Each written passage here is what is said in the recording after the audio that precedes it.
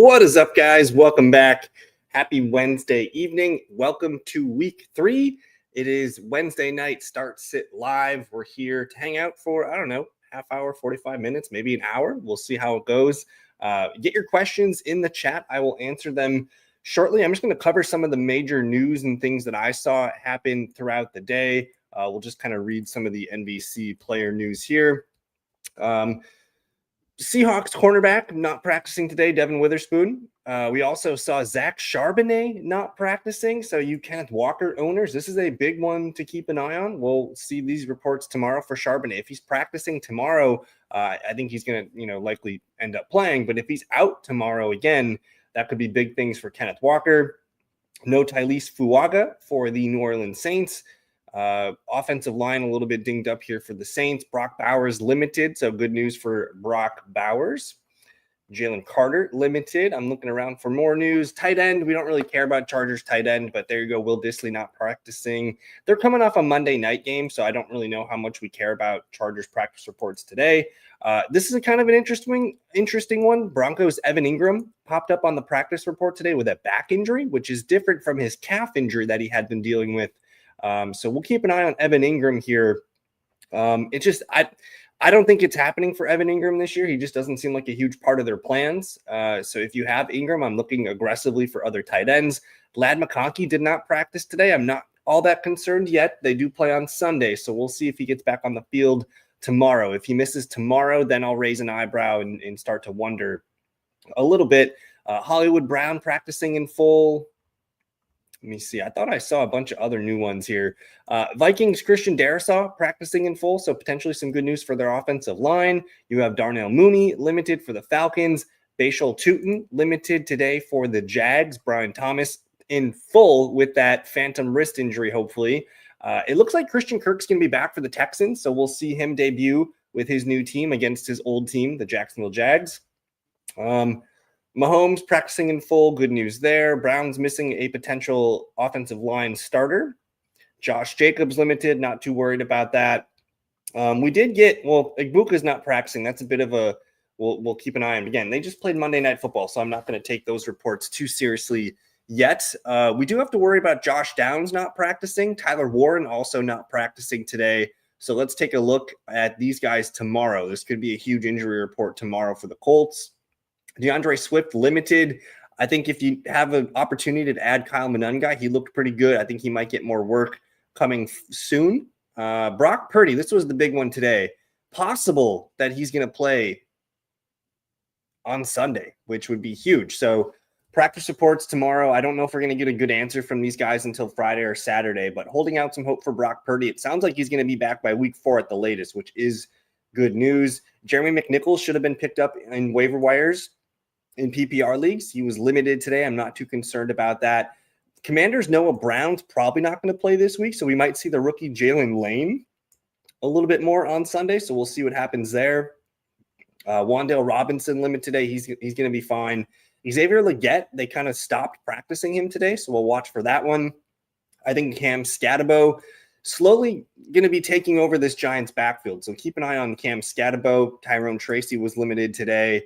Chargers put Khalil Mack on IR. And here's a big one for you. If you guys stashed Jordan Mason in your draft, we have a bell cow back now, man. Aaron Jones on IR, maybe not back till week 7. It's going to be a heavy workload for Jordan Mason. Good to see Dallas Goedert back. For tomorrow night, Jalen Wright is going to play. So if you have Ollie Gordon, I'm probably going to drop Ollie Gordon. Just with Jalen Wright back, it's a short week. I'd rather use that roster spot on someone else. So if we have Ollie Gordon, it might be time to move on and look at Jalen Wright here. Still no Darren Waller. I think Jalen Waddle's going to be fine. It's what it seemed like when I was reading some things. Otherwise, I think we're pretty much caught up on stuff here, guys. Jaden Daniels, we're not going to get an answer until Friday at the earliest. They are preparing Marcus Mariota to start. I would say he's probably going to be the starter. And then you got Justin Fields already ruled out for this week. So if you have more injury concern questions, let me know. I'm going to get to some questions here. Cosmic, good evening. Should I do this trade full PPR? I give Bucky and Olave. We get BTJ and Kenneth Walker. You have Gibbs at RB1, and my current receivers are Marvin, Sutton, and Ricky. I also got Sharb on the bench. I don't know if that trade makes you better necessarily. I think Bucky is the clear running back one for Tampa Bay still. I think he's going to be fine. Touchdowns will be coming for him soon. And then Olave to BTJ.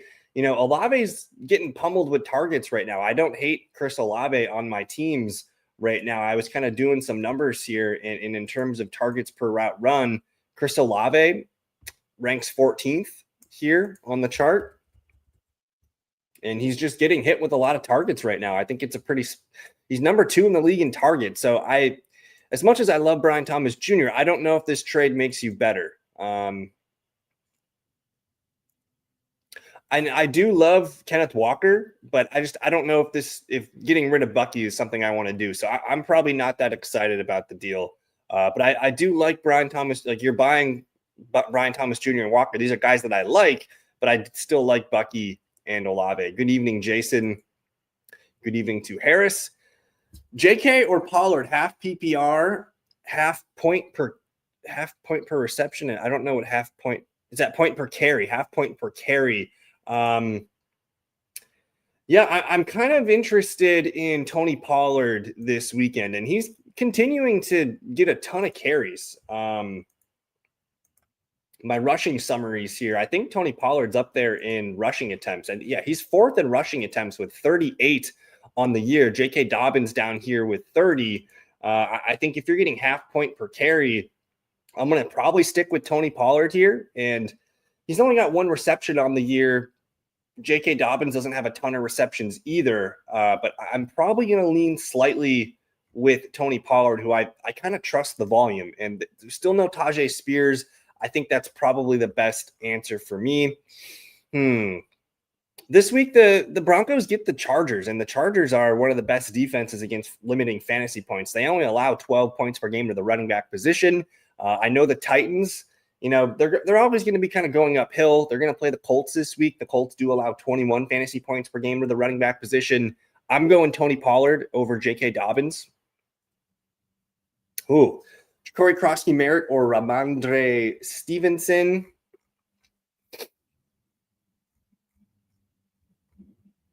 I mean, I'm kind of interested in Ramondre Stevenson here. This is a game where they're playing the Pittsburgh Steelers, and the Steelers just haven't been able to really stop running backs to start the year here. They're allowing almost 22.5 points per game to the running back position.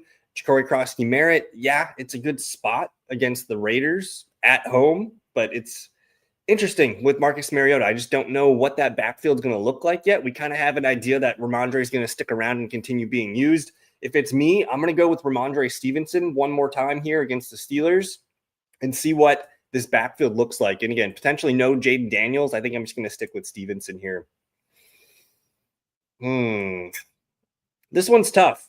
I'm probably going to get a lot of Amari and Hampton questions this week. I will say the Broncos, yeah, they have a good defense, but Jonathan Taylor and the Colts just kind of lit this team up. They played the Titans week 1, and that's what they should do. But last week we saw the Colts give them a good run, and Jonathan Taylor kind of ate them up. So I'm not opposed to Hampton being a guy that could potentially kind of have a bounce back game. They did try really hard to get him a touchdown from the goal line last weekend, so I could see that happening. But probably for me, I don't know, Lions, Ravens, that's like a 50-point game. I could easily see a touchdown there for Montgomery. I'm going to lean Montgomery just because he's safer for me. I know he's going to get his 10, 12 touches. He's going to get his 50, 60 yards and a very strong chance at a touchdown. So I will go David Montgomery there, Jason. Jennings, Keenan Allen, or Pickens, half PPR, and who would you start? No, so we're going to keep starting Brian Thomas Jr., guys. I'm not super concerned yet with Brian Thomas Jr. He's still getting tons of usage and targets and running all the routes. All the underlying data looks good. We just need him to play better personally. And I think we're going to start to see him play a little bit better. The Texans are a good defense. Fantasy points wise, though, they do allow wide receivers to score. They allow running backs to score. I think Brian Thomas Jr. is locked into this lineup here. And then the other guy, it's kind of hard to bench Keenan Allen right now. I know the Broncos are a tough assignment, but Keenan Allen catching touchdowns, catching 5-6 passes per game. He's probably your safest play, but I think you probably got to go with George Pickens this week. The Chicago Bears giving up a ton of points. They give up the most points per game to quarterback. They give up the most points per game, one of the most points per game to wide receivers. I think they could try and limit CeeDee Lamb, which should mean more George Pickens. I still like Jauan Jennings, but a bit of a tougher matchup against Seattle. Seattle's very good against wide receivers here. They actually are the best team against opponent wide receivers through 2 weeks. I'm going to probably go George Pickens here, but Keenan is the safe play. We're going to rank Emeka Egbuka, T. Higgins, and DJ Moore. For this weekend, I kind of want to see what it looks like with T. Higgins one more time. They're playing a good defense on the road in Minnesota. DJ Moore, it's a good matchup against the Cowboys, man. Cowboys are allowing the most fantasy points to the wide receiver position after what Malik Nabers and Wan'Dale Robinson did. So Higgins, I'm going to rank behind DJ Moore. I kind of want to just keep rolling out Emeka Egbuka, but it is a tougher assignment against the Jets. The New York Jets still haven't been a great defense this season so far, but they do kind of limit receiver points. So I'm thinking DJ Moore. I would rank them DJ Moore, Egbuka, Higgins, but you could convince me to play Egbuka. He's been hot. Harvey, Jacory, Scatterbo, Mason, PPR. Yeah, we're going Jordan Mason here. Mason, I shouldn't get a lot of questions on Jordan Mason, guys. He's a must-start player this week. I think I have him as a top 12 running back. I want Jordan Mason in all my lineups possible. Good evening to David. We picked up Troy Franklin, but I'm a Sutton owner. We also have Pickens in London. In a full PPR, do you see Franklin as possibly the better start, getting more targets than Sutton going forward? I think I'm going to give Courtland Sutton one more try here, but I think everything looks really good for Troy Franklin. This is a guy that they drafted in the 4th round last year. Sean Payton said a lot of good things about this guy all summer. They traded away one of their receivers to get Troy Franklin more opportunities to get on the field. And then I think what really, really sold it for me was they basically just made him their number 2 wide receiver last weekend. They kind of demoted Marvin Mims Jr. And we see right here, let's zoom in on this. Here's the usage from the Broncos last week. Out of 33 total routes, you got Troy Franklin running 29 of these, 49 snaps, 9 targets. His next-gen stats chart actually looked really good too. Let's take a look at this. Where's my next-gen? I want to pull it up here.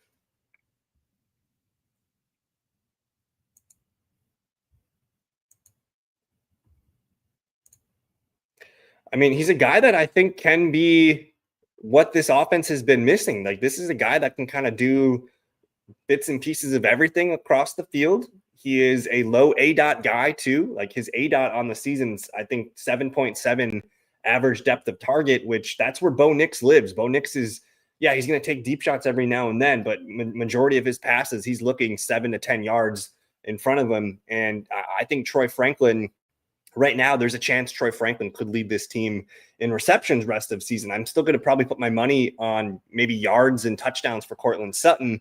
But I'm glad that you did grab Franklin despite having Sutton. A lot of people wouldn't do that. So, David, I think one more week, we're probably going to go with Courtland Sutton. This is a tough matchup, though, on paper for the Denver Broncos. The Chargers, again, one of the best teams, one of the best defenses right now. They're getting after the quarterback. They're generating a lot of havoc right now. And this one's in LA, but I think I'm going to go Sutton one more game.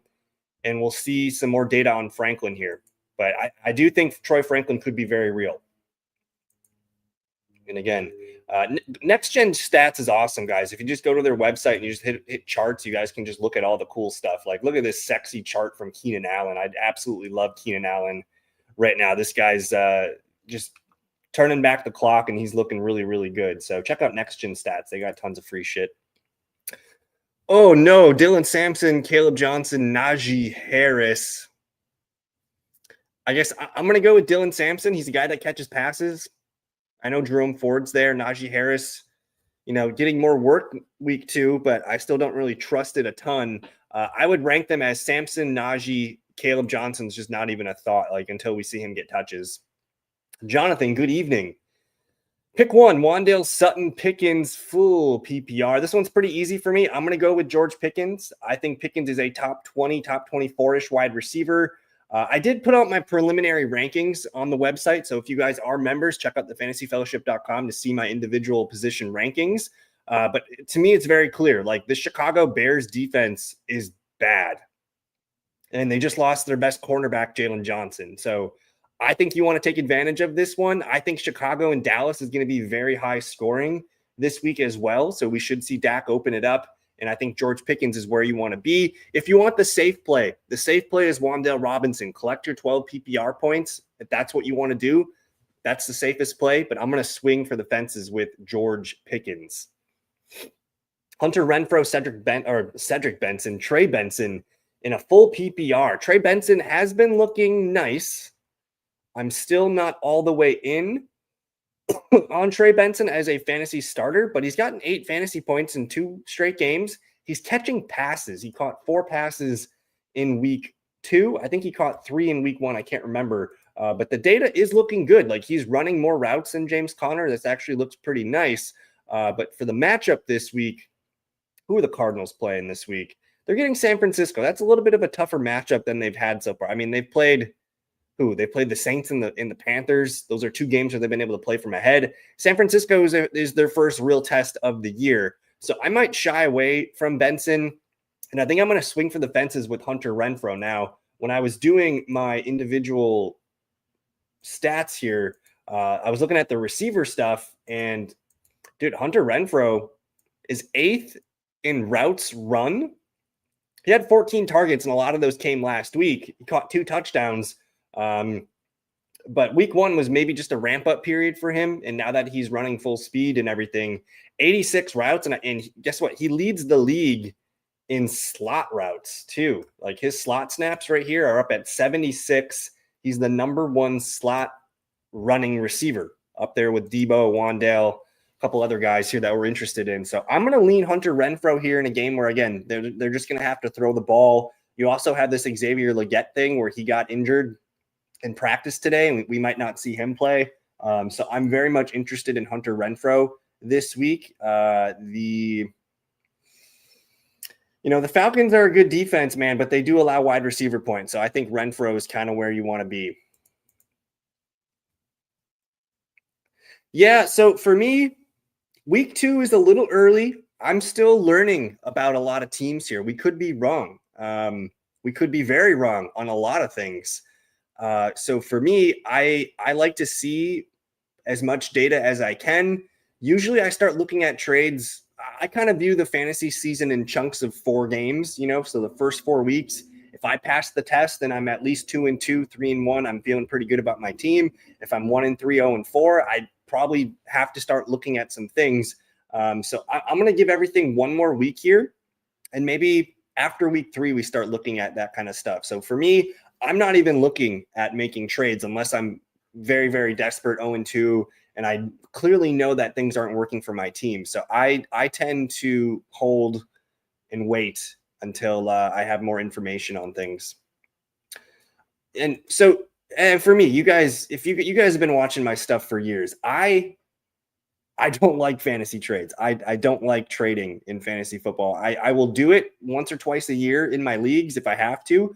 But for me, the easiest way to improve my team is through the waiver wire. And it's oftentimes the guys that I add for free that were left through the cracks. So maybe we'll look at some guys this week. I'll open up one of my ESPN leagues and we'll see who's floating around. And I'll kind of mention some guys that maybe are still kicking around on your waiver wire. And, maybe they're the guys that we're picking up next week. So we'll see. Like, I picked up Troy Franklin last week and I started him, adding through the waiver wire is the best way to improve your team. Rave, good evening. Marvin Harrison or Calvin Ridley. I think this is a good spot for Marvin Harrison Jr. this weekend. I just want to look up and see what our boy did last season against these 49ers.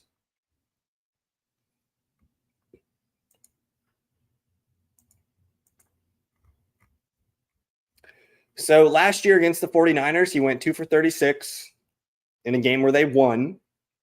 End of the week 18, he did go 5 for 63 and a touchdown. That game didn't matter for both teams, but it's good to see some success here. And so far through 2 games, I just want to say, hey, they've played the Saints and the Carolina Panthers. They've won both games by about 1 score. They really haven't had to put their foot on the gas, but I am noticing more of a pass-heavy approach to the Cardinals this year. So I do like that quite a bit. The Tennessee Titans are going to be getting the Indianapolis Colts in Tennessee. Colts defense has been pretty good this year, but we did just see, Troy Franklin kind of carve up this defense a little bit last weekend, but different body styles with Calvin Ridley. I think I'm fine with Calvin Ridley, but both these guys are the same thing. Are they going to go 2 for 80 and a touchdown? Are they going to get, 5 targets and just catch 2 for 22? That's just as likely with both guys. I think I'm going to lean with Marvin Harrison Jr. here because I trust Kyler Murray a little bit yet. Let's keep learning about this Titans offense. I mean, if you're going to trade Jared Goff, he's basically a guy that nobody wanted in the draft. In a 10, 12-man league, I don't really know trading a quarterback in a 1 QB league, probably not going to get you a lot. For running backs, maybe you're looking at guys that people are disappointed on right now, like kick tires on Hampton, see what else you can do. If you have to trade Jared Goff plus another player to get an upgrade at a player, I think that's fine too. But trading a quarterback for a running back probably isn't very likely because there's only so many teams that are going to have a need for that quarterback. So I would start looking at teams that need quarterbacks, Harris, and then assess what running backs they have on their roster. Grant, good evening. Are we starting Drake May or Caleb Williams? That one's pretty easy for me, man. I think this Cowboys-Bears game is where you want to be. The Bears defense, really bad. The Cowboys defense, really bad. These teams, good quarterback play. They want to throw the ball. This could be a fun, high-scoring game. Caleb Williams has been running the ball a ton, which is great to see. And these two teams, they're giving up the most. They're giving up 27, 28 quarterback points per game right now, which will flow to the wide receivers. So to me, it's Caleb Williams. I do like Drake May this weekend. He is at home against the Steelers. He's still looking good in spurts, but I think you trust Caleb Williams here, my man. And we're starting 2 running backs. You're starting Henry. And, if you want to start JCM, I'm fine with that. I get it. It's the Raiders. It's at home, but it's a Marcus Mariota-led offense. I don't quite know how the running backs are going to look, whether they bring in Chris Rodriguez a little bit more to run some balls, or if they just give Jeremy McNichols that full receiving role that Eckler had. I am a little concerned, and I kind of want to see what it looks like. The Chargers couldn't run the ball against the Raiders. So I might lean Amari and Hampton here, but it's truly a toss-up. Good evening to Kyle. What do you do with A.J. Brown? This is not looking good, man. We need A.J. Brown to be a featured focal point of this offense. And the way that these teams are playing right now, or the way that the Eagles are playing, is just they don't really need to throw the ball. They're going to plod the field with Saquon Barkley carries, who's not looking good. He's just getting all the volume right now. But this Jalen Hurts chart is frustrating.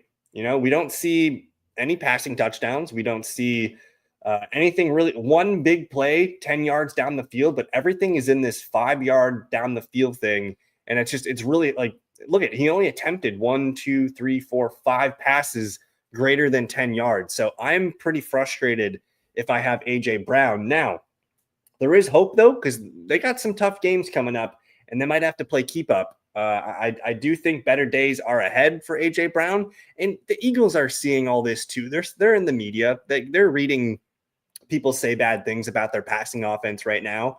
I think they could easily get things back opened up, and this team's just not explosive right now, but they can be. So holding out hope for A.J. Brown. I think if you say A.J. Brown pops off this week, 7 for $120 and 2 touchdowns, trade him, sell high. I think it's going to be pretty bumpy for most of the season here for Eagles pass catchers. If you have Xavier Worthy this weekend, I think you do it. I think you play him. I would need to know your other options there, Kyle. But I mean, Hollywood Brown, Juju Smith-Schuster, Tyquan Thornton, like Xavier Worthy's back on the field. He's getting all the targets. And the fact that he practiced last week gets my hopes up, because usually when you see a player come back from a big injury like that, they're usually going to practice for a few days 1 week, and then they'll be ruled out of that game. And then the next week they have something to build off of. And it does look to me like we're going to be seeing a healthy Xavier Worthy this week here. And I'm just going to open up the practice reports here. I would love to see a full here. Limited. So still limited, but on the up and up. So I actually don't. I think Miami could score some points on this defense. The Bills have already ruled out Matt Milano and Ed Oliver, two of their best players on defense. The Bills did allow a ton of points to the Baltimore Ravens, and then they just kind of shut down the Jets. They knocked out Justin Fields.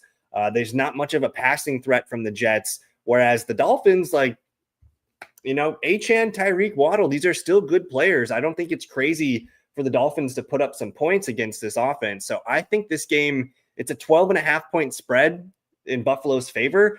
Just, whether it's garbage time or whatever, I think Miami has a chance to score points in this one. But Miami's defense is bad. Bills are going to still score points. I'm not ruling out Miami covering that 12.5 this week.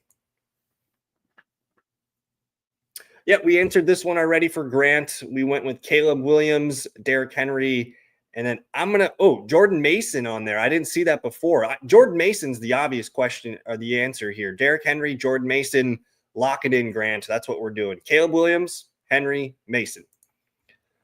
Oh, no, we're getting Genty questions already. Damn it.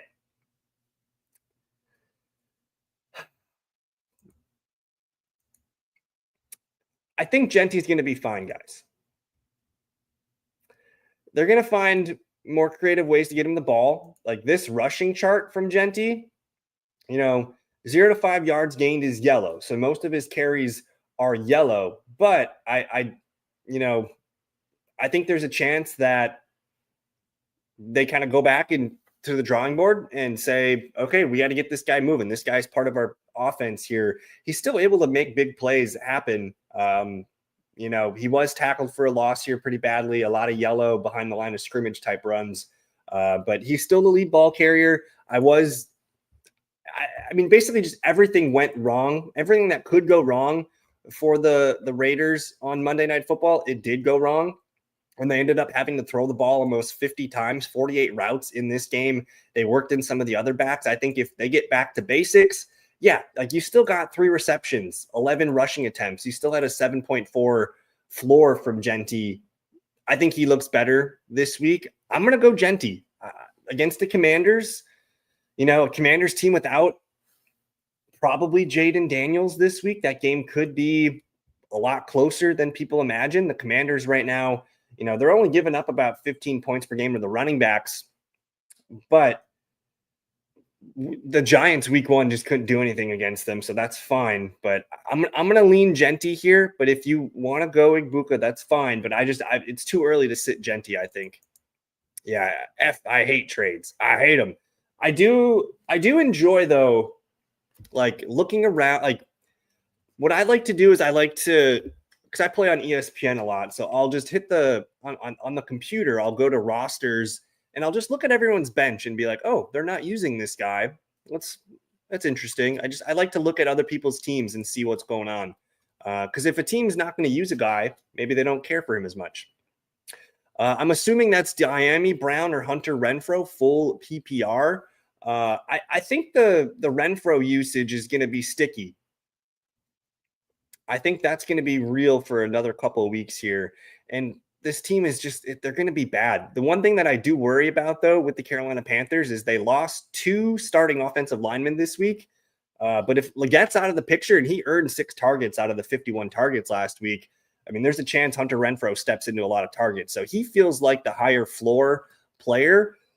But I will say, I do like Dyami Brown. If he's available, in your waiver wire still, he's one of those guys that I think, if he pops off again this week, Harris, like we might be starting to trust a guy like Dyami Brown. His usage last week and honestly week 1, it looked pretty good. He is the clear number 2 wide receiver. He runs the second most routes, runs the second most snaps. He earned 7 targets last week. I would say things are looking pretty good for Dyami Brown. He's going to be on the field a lot.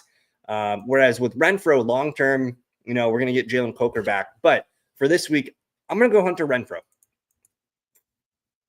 Packers or Broncos defense this week. It's not close, Tony. I don't think it's close. We're talking Chargers offense or Browns offense. So I'm going Packers, not close.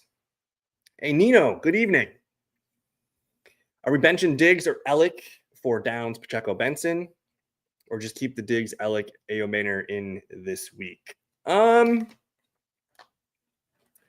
We did see some positivity for Josh Downs in this one, but part of me wonders if that's just because the Broncos, Pat Surtain on the outside, Josh Downs lives in the slot. I just wonder if picking on the Denver slot corner is probably where we're going to be at going against Denver.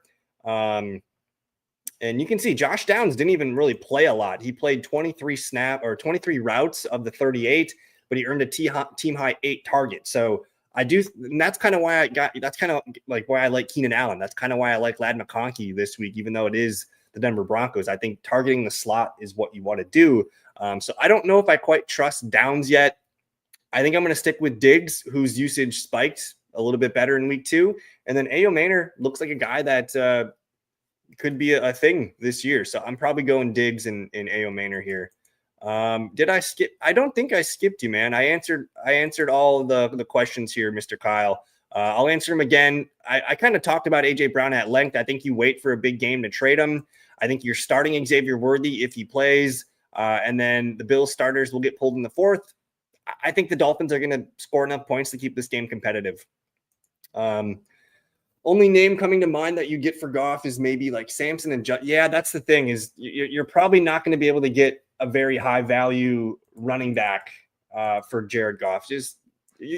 People are going to be able to find quarterbacks on the waiver wire pretty easily.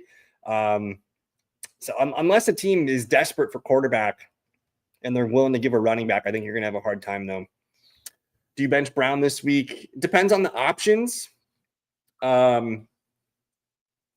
It really depends on the context of the question here. The Eagles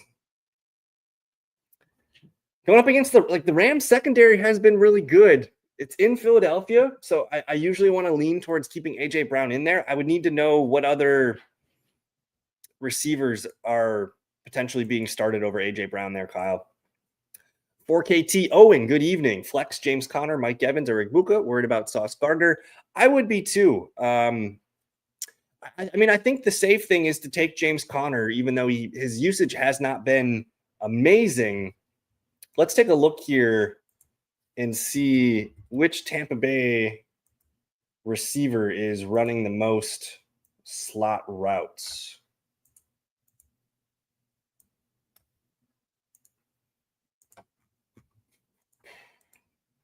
Whoops. All right, slot routes in here. Let me freeze 2 columns. All right, your Tampa Bay slot route leaders, Cade Otton, Sterling Shepard, and Igbuka basically rotate in the slot. Mike Evans, 23 reps in the slot. It's probably a better Igbuka game this week than Mike Evans. So if you want to go with receiver, that's probably where I would probably play Igbuka over Mike Evans this week. But I'm not opposed to starting James Conner. Let's take a look at James Conner's matchup again real quick. Against San Francisco, they're giving up about 18 points per game to the running back position. So, if Conner continues to get about 60% of this workload, you're still looking at a safe floor of 8 to 10 points. It's just going to be, does he get the touchdown? I might go Igbuka here, man. I'm going to go Igbuka.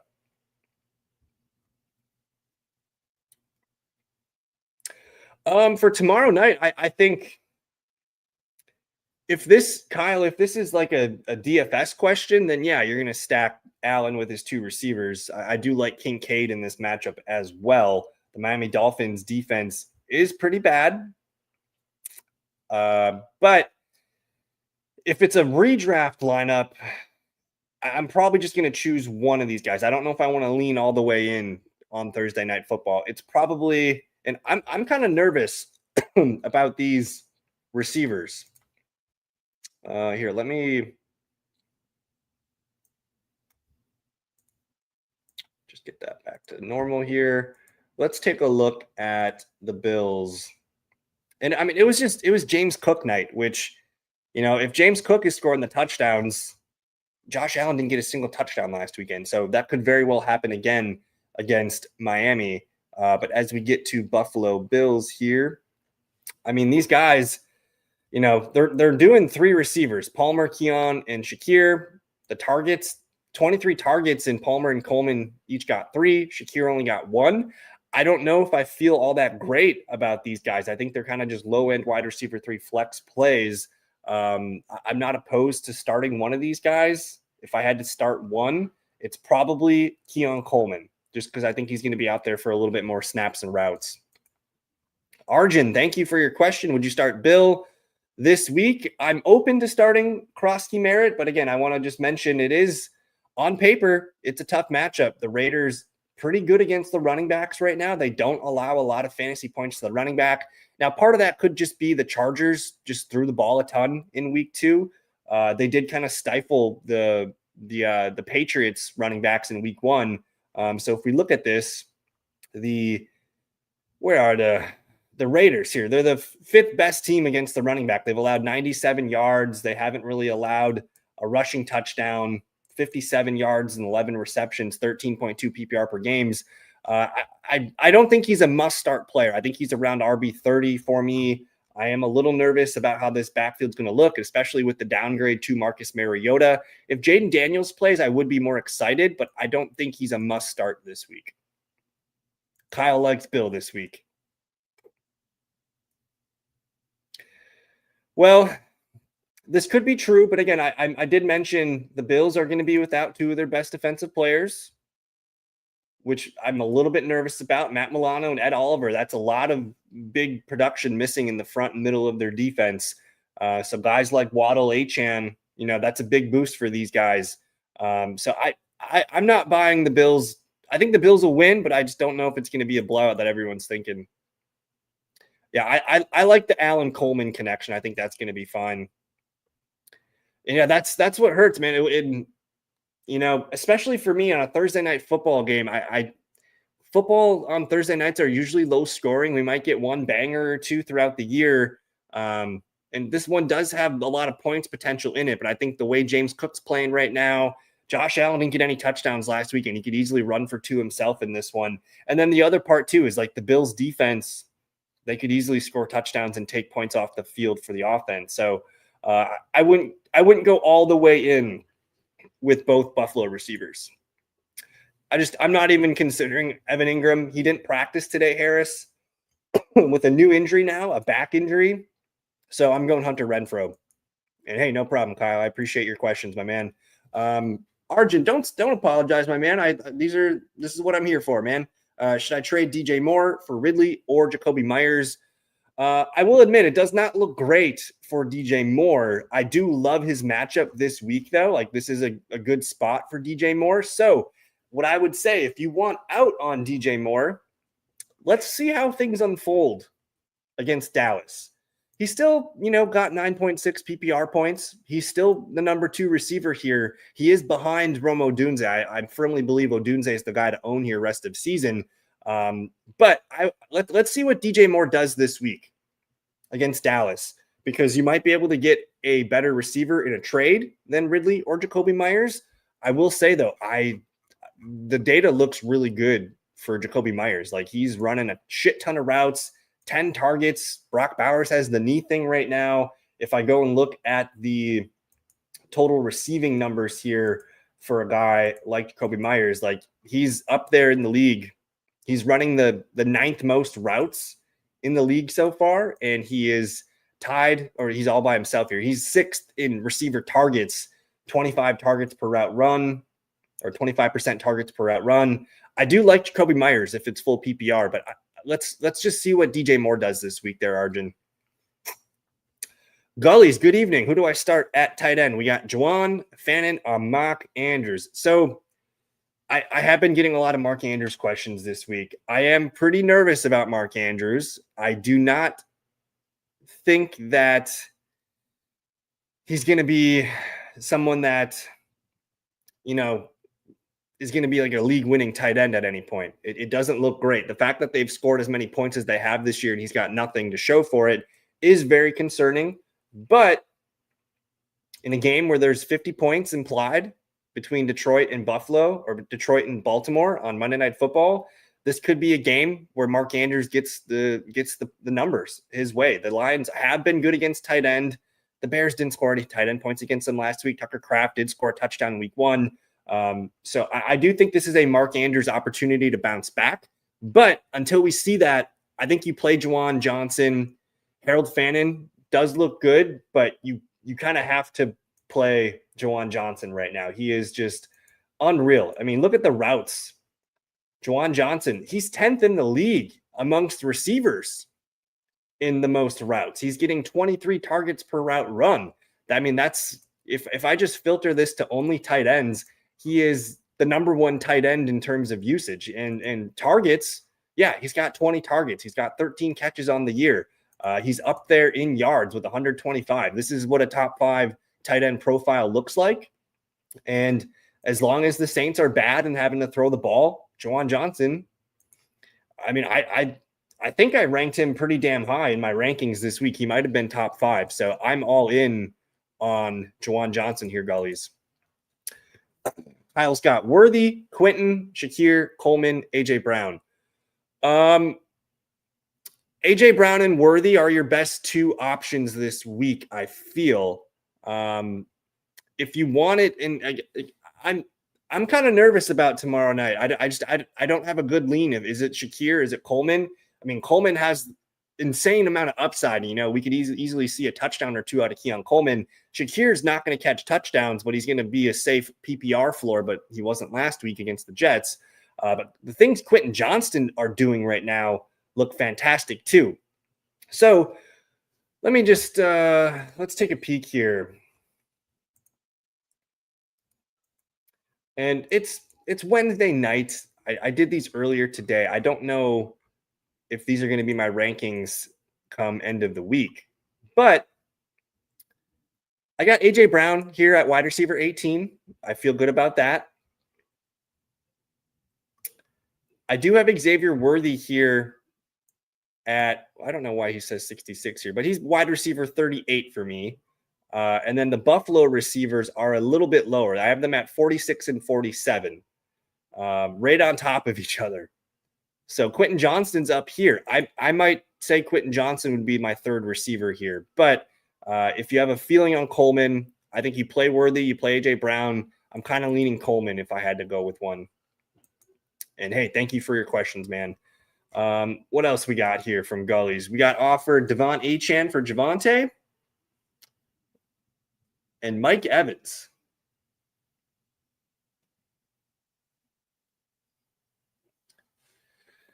Got offered Achane for Javonte and Mike Evans.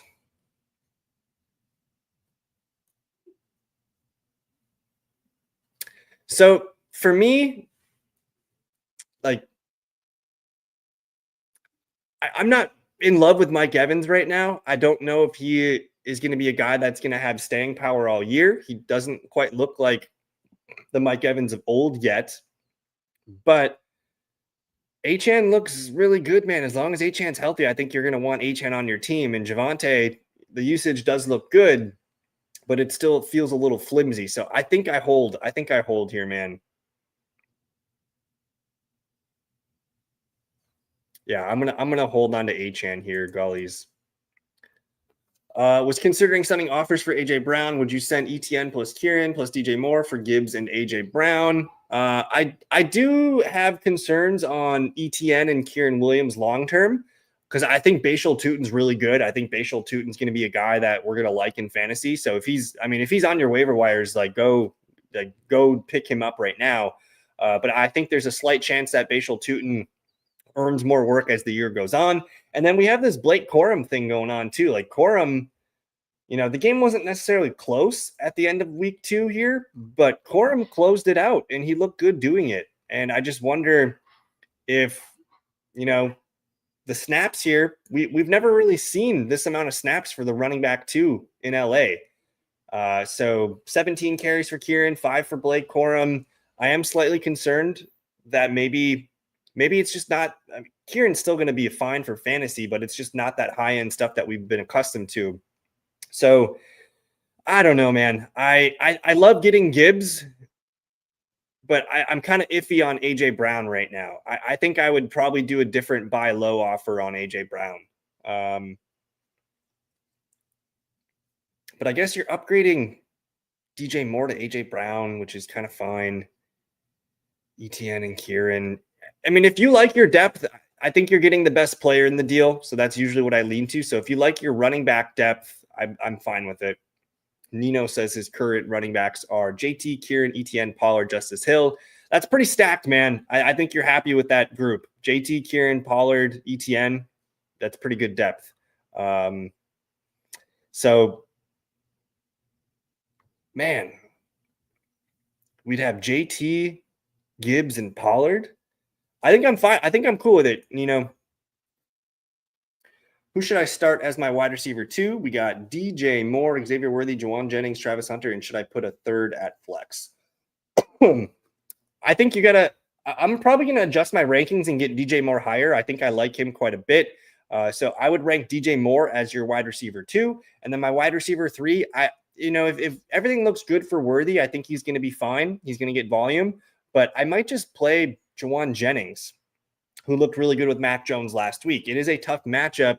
We are going to be watching the Seattle practice report. So I think we need to see, more on this Seattle practice report situation. Let me look at this. Because Charbonnet not practicing, whatever, but Devin Witherspoon not practicing, that one's concerning. If Witherspoon doesn't play, I'm going to like Juwan Jennings.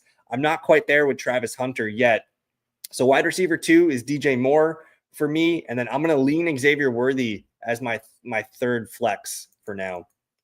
And yeah, we love I'm very big on Jacoby Myers. So if you have Jacoby Myers with this group, he's your technically he's your number 2 receiver. AJ Brown, Jacoby Myers, and then Worthy for me. I might just sit this one out with Buffalo receivers and just enjoy the Josh Allen points.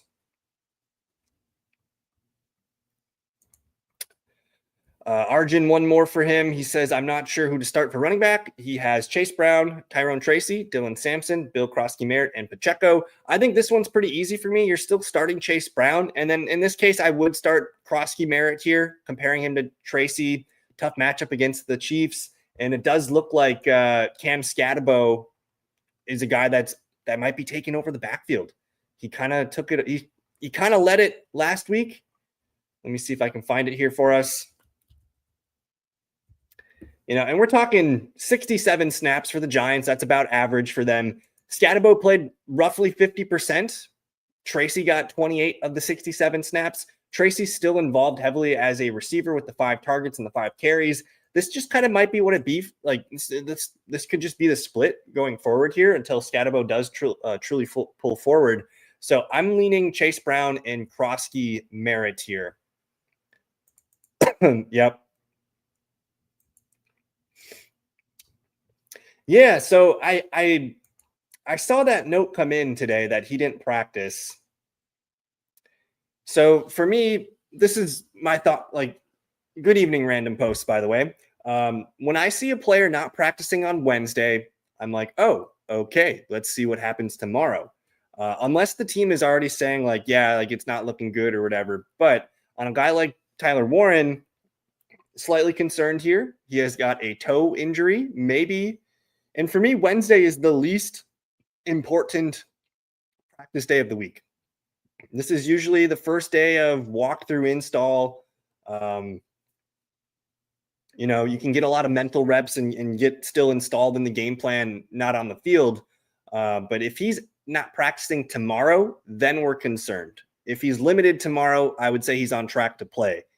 So that's kind of how I read these depth chart things. Wednesday, if you don't practice, I'm like, oh, okay, we got to watch for tomorrow. And if you don't practice again Thursday, I'm like, okay, you're probably not playing.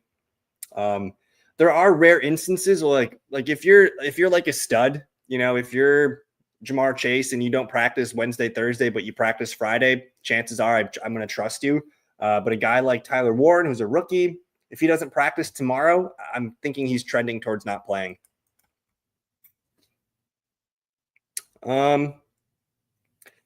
So, I mean, I've been a big fan of zero tight end. And unfortunately, I was very, very high on Mark Andrews. He's one of my most drafted tight ends in best ball leagues, where I think he's still going to be fine. I think the touchdowns are going to come. You're playing with an MVP potential quarterback that's going to throw 35, 40 touchdowns. I think better days are ahead. Like, the usage is still fine. We are going to have Isaiah Likely back soon. And honestly, there's not really a clear number 2 wide receiver going on in Baltimore yet. It's Zay Flowers that everyone is enjoying right now. But I think better days are ahead for Mark Andrews. Personally, I wouldn't roster 3 tight ends. Tight end is the least important position in fantasy football, and especially if you have defense and kickers. Like, sometimes those positions, they get more points than tight end. If you're in a full PPR league, 8 to 10 points per game from your tight end is really all you need. So I wouldn't really want to roster 3. I'm curious what your other 2 are, man. And good evening to Jesse. We just got offered Calvin Ridley and Benson for my Tyreek Hill, or from the same guy, he offered Dobbs and Benson for DJ Moore. Which, if any, should I take? I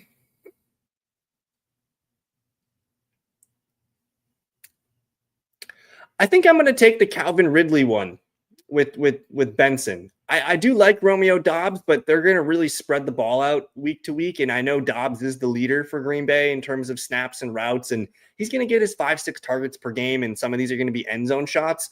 But I think for me, the opportunity for Calvin Ridley still looks really, really good. He is the team's leading receiver. I know a lot of people like Alec Ayo-Maynor right now, but I think I'm going to trust Calvin Ridley. I think he's still a good player.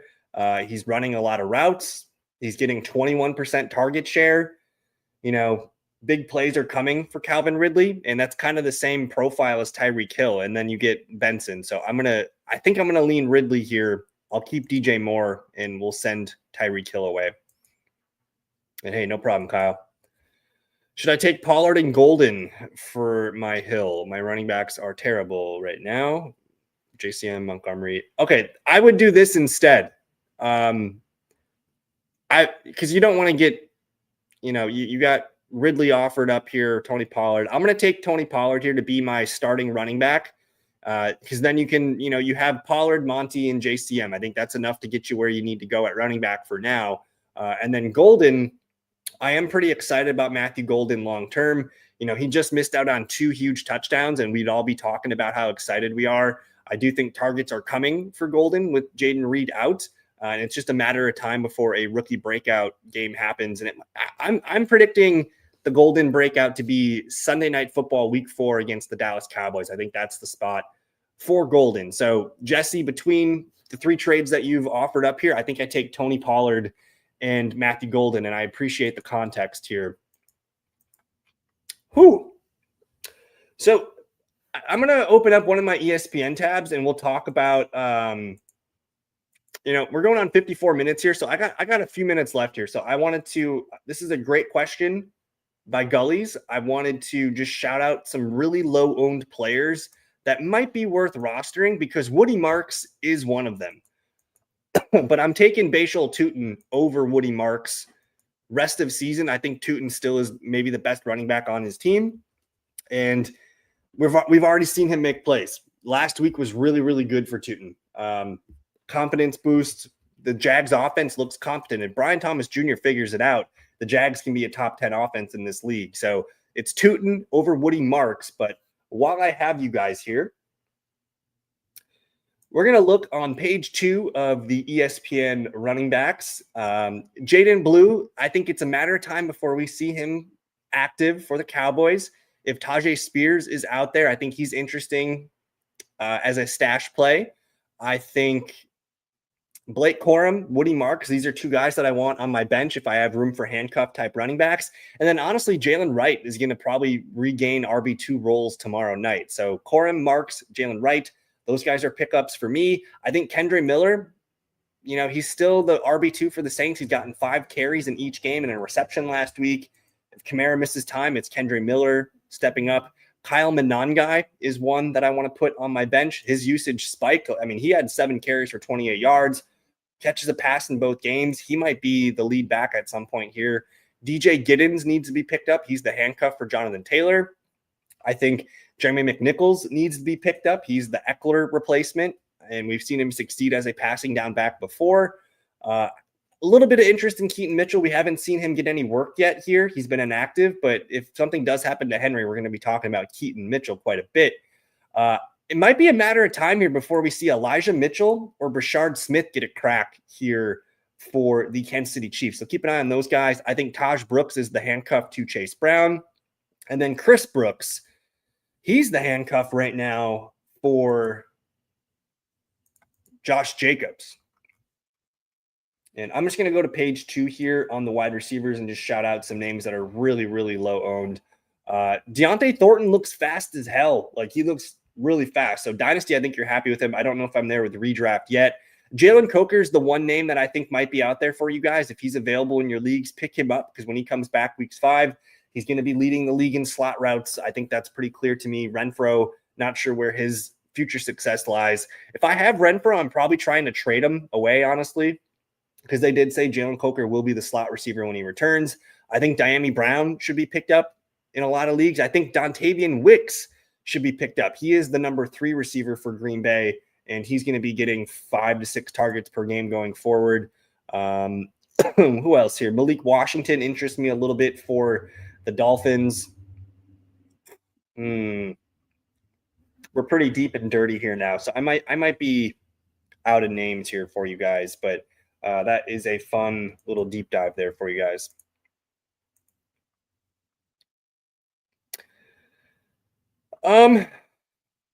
Yeah, I'm not too worried about that. I think Jennings has proven that he's going to be one of his Mac Jones's targets, especially with no Kittle too. I think you're fine with those 2 49ers. Oh, okay. So now you're in a spot where you have too many tight ends.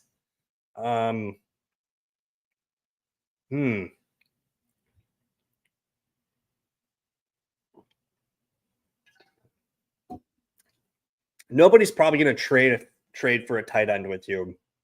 Let's see how it looks one more week here, Gullies. Hold your 3 tight ends, and we'll go from there. But hold your 3 tight ends. If Mark Andrews pops off on Monday Night Football, then we can dangle him out for a trade. And hey, I appreciate your question, Jesse. Thank you for hanging out with me tonight. I could get both Tootin and Marks if I drop a tight end. Interesting. Yeah, all my YouTube videos are, if you go to my YouTube channel, everything is saved on the YouTube channel page. Tootin and Marks. I don't know if I'm all the way there with Woody Marks. I think he's a guy that could be more involved soon. I think he still has time to figure it out. You know, Daryl Ogunbowale is still running some routes and getting some snaps. It was nice to see Woody get some rushing attempts and some receptions, but this Texans offense is really bad. So I'm just going to grab Bashal Tootin here and hold my 3 tight ends and kind of see what happens next week. I mean, if you can get Tootin, you know, that's a prize. The fact that Tootin's out there, man, that's stupid. So enjoy your free waiver wire slam dunk. But this was fun, guys. I think we had a good show tonight. If you guys are interested in checking out the fantasyfellowship.com, I got a lot of new stuff that I've been putting on here.